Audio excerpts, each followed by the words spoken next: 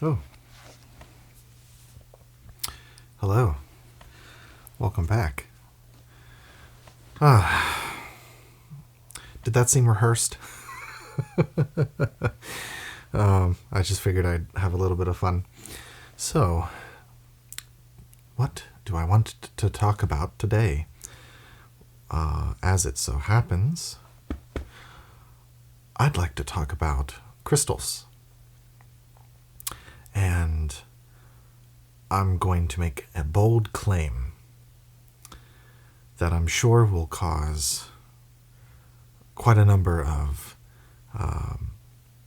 traditional Catholics, Novus Ordo Catholics, and in-between Catholics absolutely insane. Not to mention it'll also drive any and all Protestant denominational individuals insane as well. They'll say, "See, I told you those Catholics were Satanists." Anyhow, yes, so I am here to make a bold claim. The bold claim that there is such a thing as Catholic crystal healing. Why do I say this? Well, I say this because throughout the history of the Church, there have been many, many individuals who have been canonized, proclaimed as saints. The Eastern Orthodox, Russian Orthodox, they also have their litany of saints.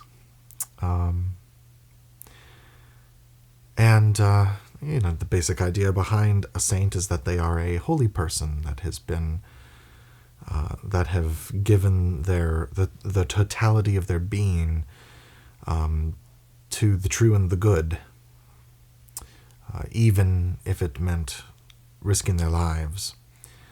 And for them, the true and the good was Jesus Christ, the living incarnation of the monad.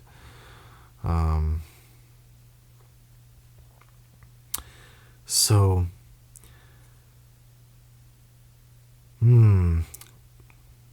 yes, why do I say that there is such a thing as Catholic crystal healing? And apologies for being repetitive. Again, this whole experience is very stream of consciousness, and I'm not usually used to talking in front of a camera. In addition to, I'm predominantly more of a writer. My thoughts are able to come out in a more organized fashion over a longer period of time on paper with a pen than it is in front of a camera where I have to speak out loud on the spot, since these are indeed supposed to be candid videos. So, let's see. Well, alright, Catholic crystal healing. Now, when I say Catholic crystal healing, I do not mean that we are talking about any New Age hokum, nothing that has slithered its way out of Glastonbury or the other meccas of New Age thought on the British Isles. This specific crystal healing that I'm referring to comes down to us through the Catholic tradition by the pen or by the hand of Saint Hildegard von Bingen. Now, I will admit, Saint Hildegard, she is a much beloved saint amongst feminist types and amongst the New Age, mainly because she was a healer who used precious stones and other materials in a fashion that is not reminiscent of modern medicine by any stretch of the imagination.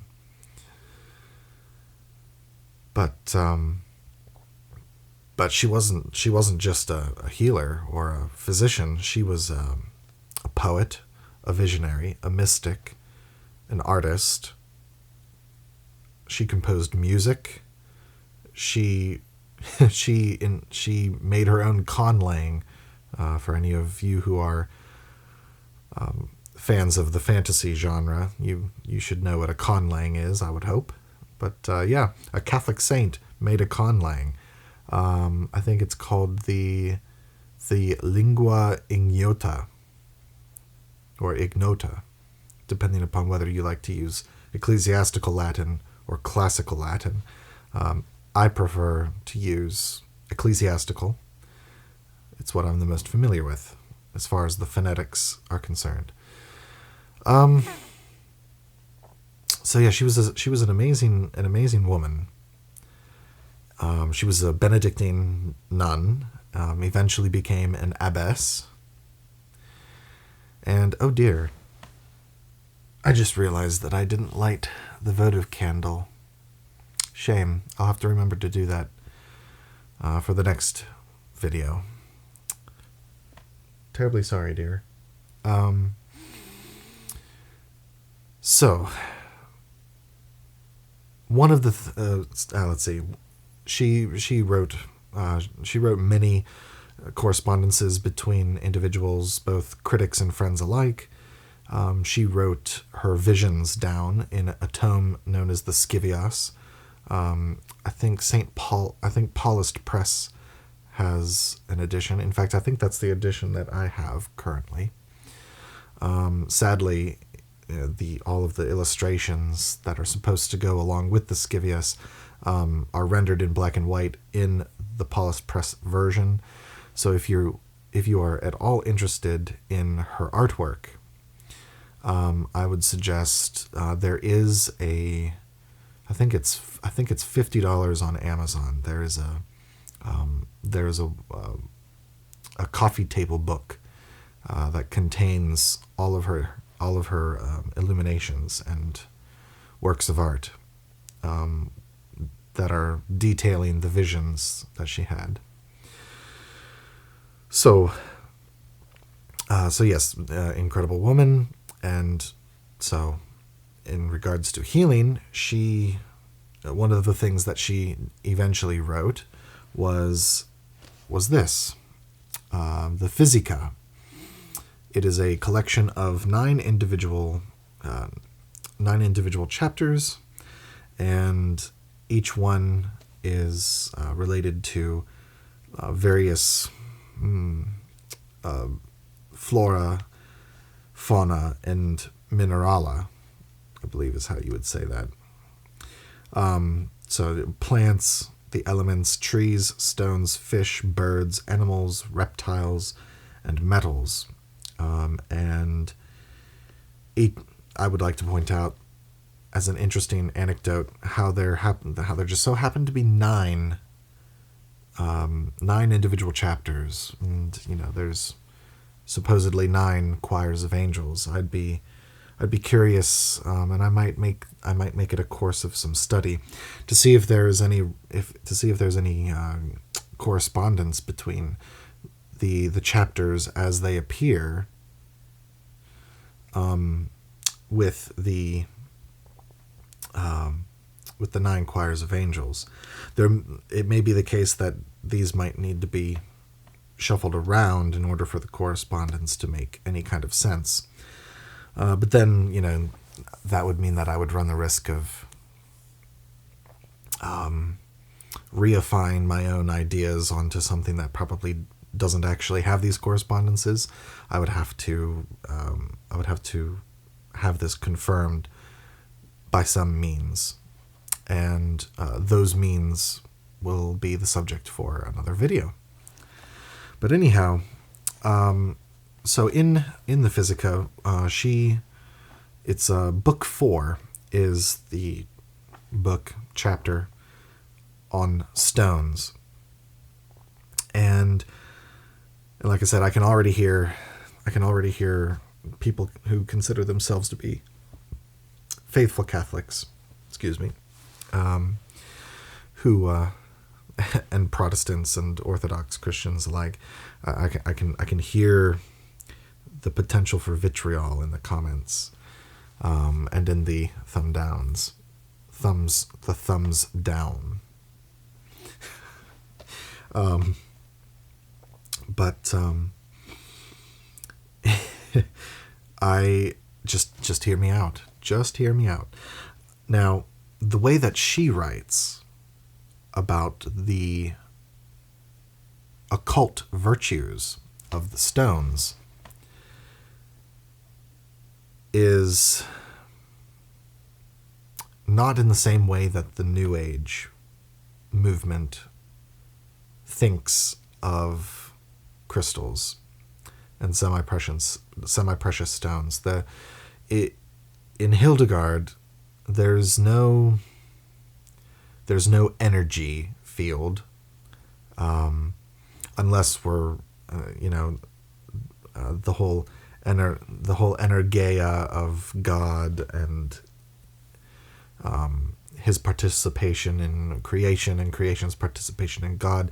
That's I don't think that the New Age movement has that type of understanding when they refer to energy. So let's just save that for maybe a topic of another video. Boy, I've got a lot of videos that I'm going to have to make. But anyhow, so when Hildegard talks about the occult virtues of the stones, it's very much in the same vein that Agrippa later picks up when he writes the 3 books of occult philosophy, that the stones contain virtues that were bestowed there by God through the chain of being, and that once one understands the virtues of the stones, then one is able to use them towards practical and spiritual ends, often at the same time, which is the hope, and the more traditional praxis of Renaissance magic, at least, but also of Christian medicine of the medieval period. So I'd like to point out one thing that I noticed, and I hate to rag on the New Age movement so much, but it really is just this nebulous this nebulous cloud of noxious fumes that corrodes any semblance of tradition or connection with one's ancestors, even though many of them may rag on and on about how they need to connect with their ancestors. And then they proceed to go and make up ancestors that they don't actually have. Anyhow, but they're...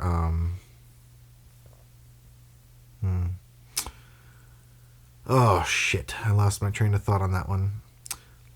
Let's go to Hildegard. Let's see if we can divorce ourselves from the ridiculous New Age claims that people write countless worthless books on.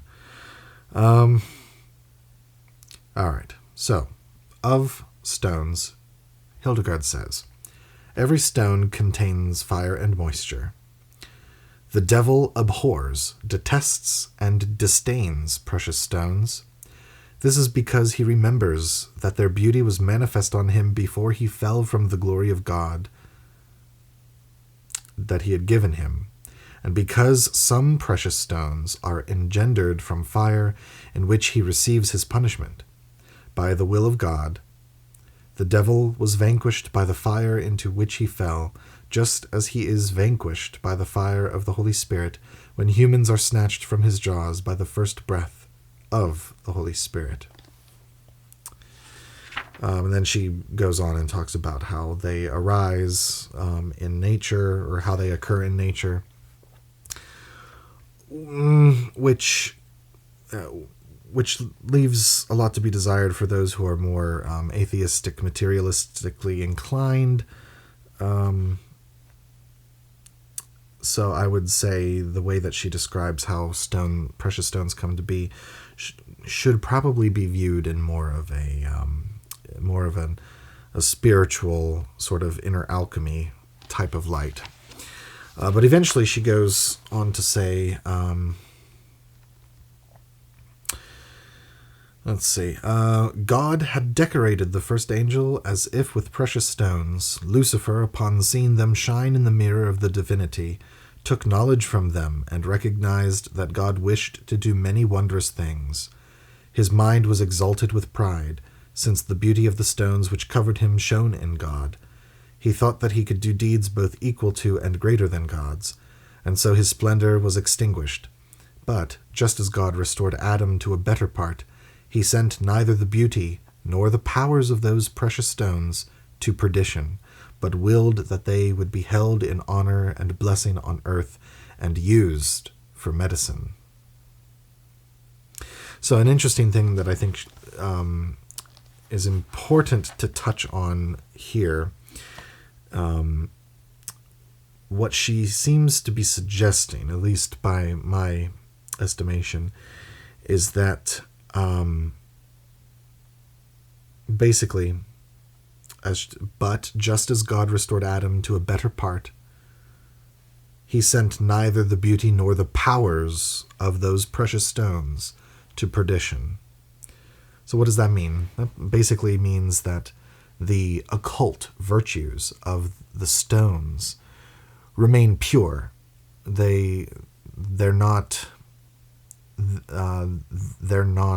debased by the sheer presence of them within the material that makes up the stone itself, which she likens to how man, Adam, humans, also still contain the divine purity within them, regardless of whether the soul is embodied. So again, as within, so without. If we go by, one of the alchemical axioms, if it is that a precious stone is able to retain its occult virtues, despite being manifest materially, and since creation is good in the eyes of God, then so too does man, the embodied soul of man, retain its image and likeness of God.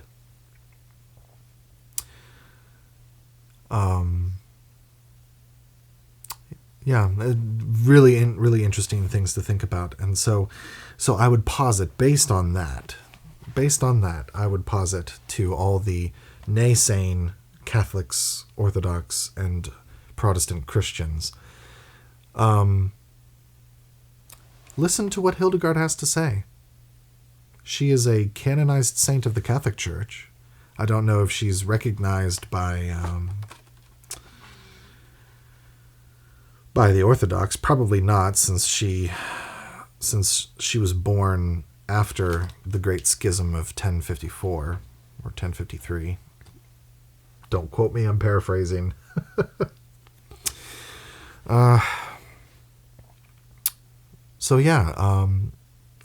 With that quotation alone, it can certainly be said that Catholic crystal healing does exist, and it's in this book. And you should, and if you consider yourself to be a Christian, a Catholic, or otherwise, then you need to have a copy of this book. Not just for the chapter on stones, but the other chapters too, because you'll read the remedies, and some of them sound like they come right out of like a witch doctor's manual, or the notebook of a hoodoo or voodoo practitioner. For example, one of the remedies in here is with the use of sapphire. Now, I would argue that this is the sapphire that she refers to is probably the yellow variety, because it is known that the yellow variety of sapphire was far more common and available at that time, juxtaposed to the blue sapphire that we know. But anyhow, she talks about you take a piece of bread, and you take the sapphire, and you depress. You make 3 depressions into the bread, and then you fill the depressions with wine, and then you're supposed to breathe in. You're supposed to hold it over the fire and breathe in the vapors, and then eat the bread. And I forget. I think it's supposed. I can't remember what it's supposed to cure, but I think it's supposed to cure like nymphomania or something like that. To quell the one of the 7 deadly sins. So there's all kinds of stuff like that with the use of gemstones in this book.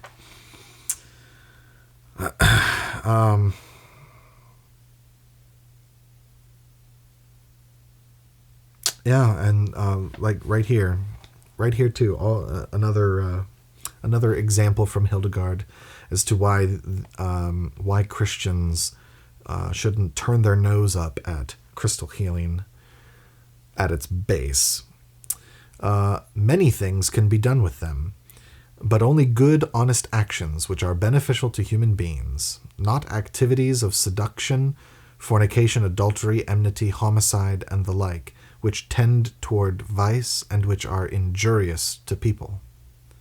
The nature of these precious stones seeks honest and useful effects, and rejects people's depraved and evil uses, in the same way virtues cast off vices, and vices are unable to engage with virtues.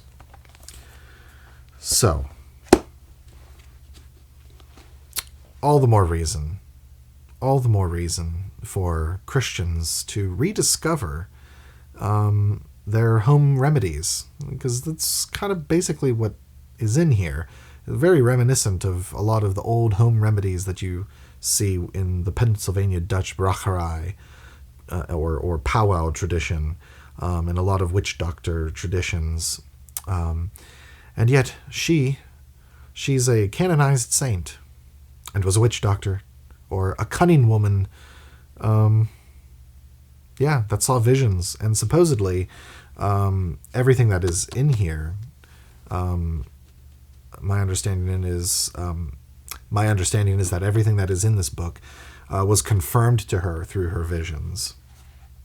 So, take that, New Agers, and take that, hyper-Orthodox Christians. No, I love you all. I do. Even if I don't agree with everything anyone has to say, I truly do. I truly do have empathy for all, and I do want these videos to mainly be my perspective, a way of expressing my perspective on things, and as a way to, again, it's a journal, not a diary. A diary is for recalling the events of the day. This is not a diary. This is a journal, where I am able to put my thoughts down and explore ideas and express ideas, in the hopes that if anyone should ever come across these videos, then that they would be of benefit to everyone. So yeah, Catholic crystal healing exists, according to Hildegard von Bingen, a saint of the Roman Catholic Church. And if you want a copy of this, look for the edition from Healing Arts Press. They are the only publisher that I've been able to find that has done a thorough translation of the Physica. I mean, unless you know or can know where to find or can get your hands on the original Latin manuscript, and if you know how to read medieval Latin, then have at it. Be my guest. And if you make a new translation, I'll be happy to read it. I'm looking at you, Joseph Peterson. Joseph Peterson. I think it would be really, really nice if you could give us a Latin translation of your own with a facing translation where you have the original Latin and then the English. I would love to have that, and I think that'd be valuable for a lot of people, especially for historians of folk remedies and folk magic. Be they practitioners and academics, or just practitioners, or just academics. But you don't have to listen to anything I have to say, Joseph. I know you're busy, and I know you have a lot of other projects you'd like to get done. And now I am just going on, and am now off subject. But yeah, so Catholic crystal healing exists. Hildegard von Bingen, a saint of the Catholic Church, proves it in her writings and as confirmed by her visions, which, for those of us who are Catholic, Christian, or and so on and so forth, can be considered to be worthy of belief. And I certainly do. I certainly do believe her. I believe what she saw. I believe what she had confirmed.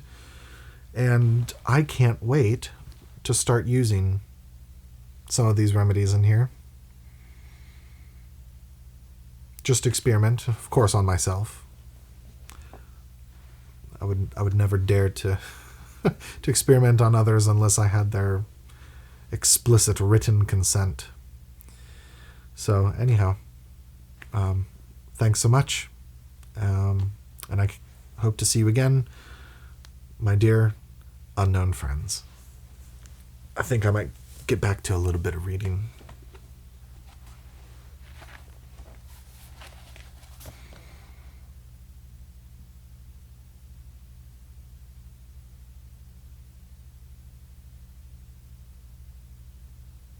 Yeah, this is a little too scripted.